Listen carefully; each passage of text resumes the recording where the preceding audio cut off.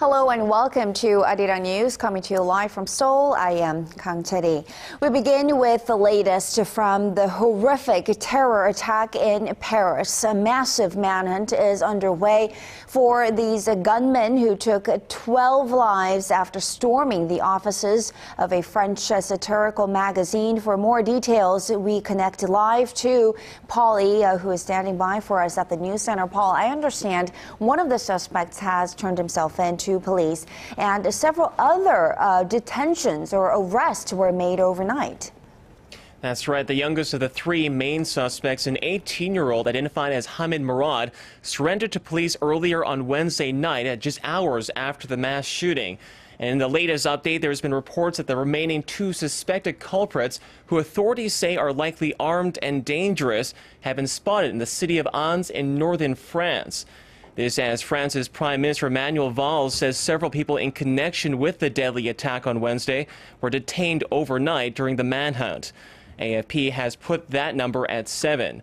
Earlier, President Francois Hollande denounced the shootings as a terrorist attack and declared Thursday as a national day of mourning.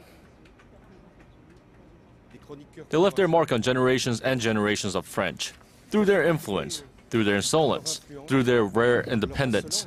Here, I want to say to them that this message of freedom, we will continue to defend it in their name.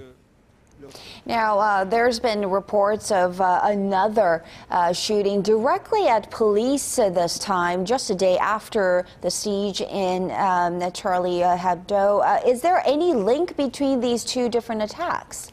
Well, there's been no official confirmation yet whether they are connected, and authorities are warning the public and the media not to jump to any brief conclusions. France's top security official, Interior Minister Bernard Cazeneuve, announced early Thursday that 2 people, including a female police officer, have been gravely wounded near a metro station south of Paris. And according to police sources, in just the last hour, that officer has died due to severe injuries. Now, this is certainly another tragic death in the City of Lights. Now, this story has been gripping headlines around the world. What's been the reaction from the international community and world leaders? Well, there's been a tremendous outpouring of messages of condolences as well as demonstrations to show support and solidarity with the French, not just in Europe, but across North America and the Middle East. And here in Korea, the government has also voiced its outrage over the assault on the French media outlet Hebdo. Our government is shocked and furious that many people, including policemen, were sacrificed in the terrorist attack against the satirical magazine Charlie Hebdo in Paris on January 7th. We strongly condemn the act of terrorism.